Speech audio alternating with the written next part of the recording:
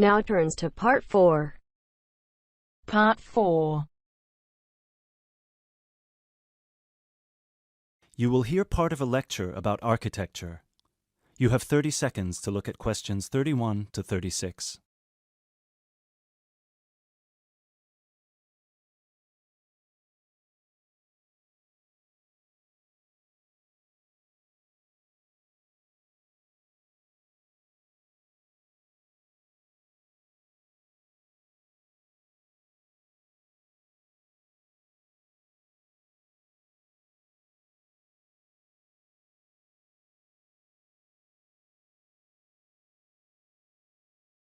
During today's seminar, we will be looking at English Gothic architecture and its origins with a specific case study of Wells Cathedral in England. The Gothic style was initially brought over to England from France. This was at a period of time in which England was ruled from France by the Normans, starting with William the Conqueror, who first defeated the English army at the Battle of Hastings on October 14th, 1066.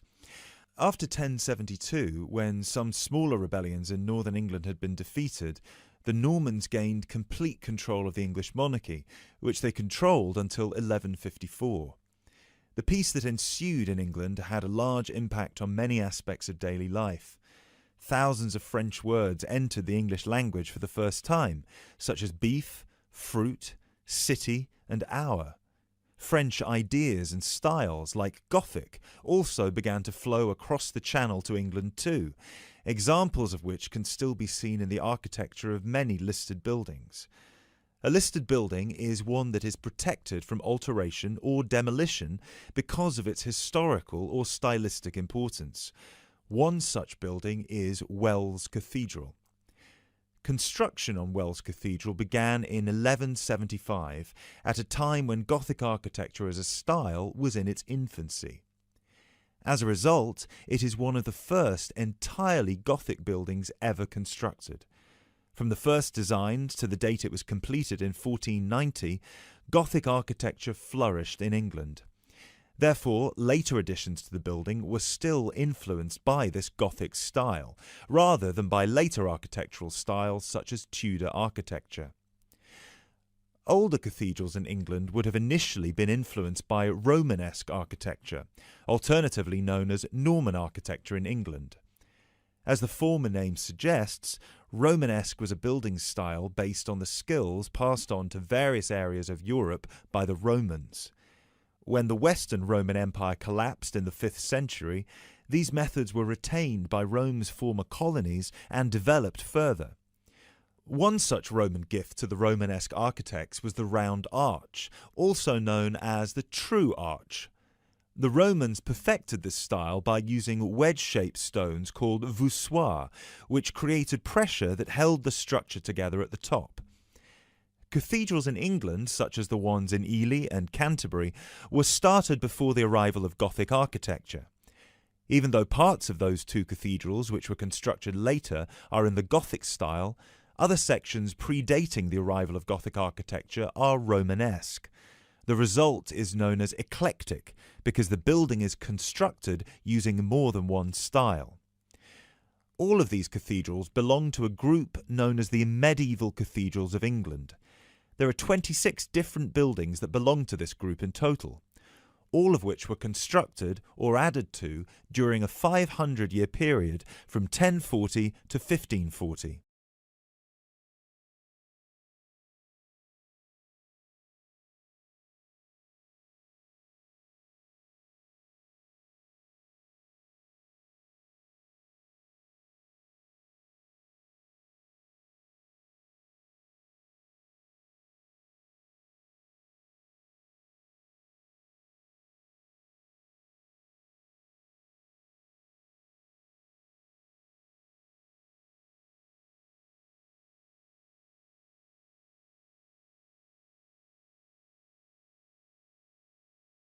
The transition from Romanesque to Gothic began in 1144 at the Abbey Church of Saint-Denis on the edge of Paris.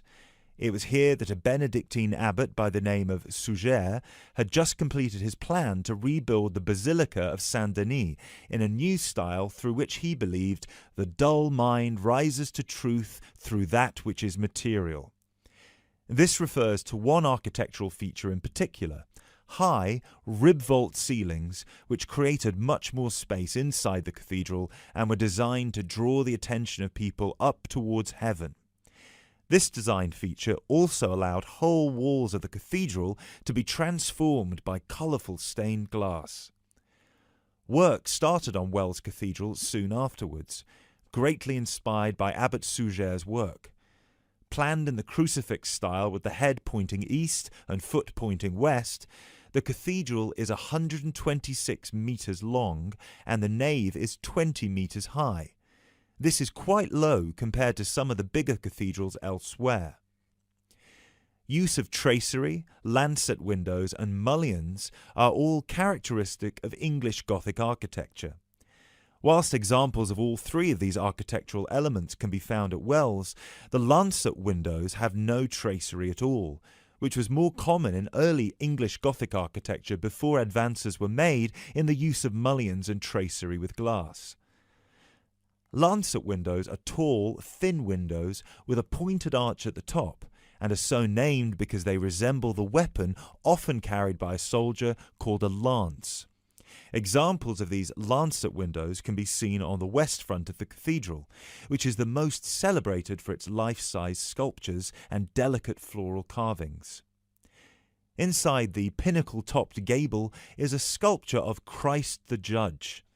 Immediately below him, sculptures of the 12 apostles peer out over the small city of Wells.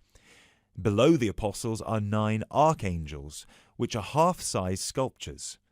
At one time, all of these, along with the decorative carvings, would have been painted and gilded. However, today, all the paint has worn away and the sculptures are the colour of the oolite sedimentary stone used to construct the cathedral. It is remarkable to think that more than 800 years ago, such magnificent buildings were created without the use of large cranes and modern technology.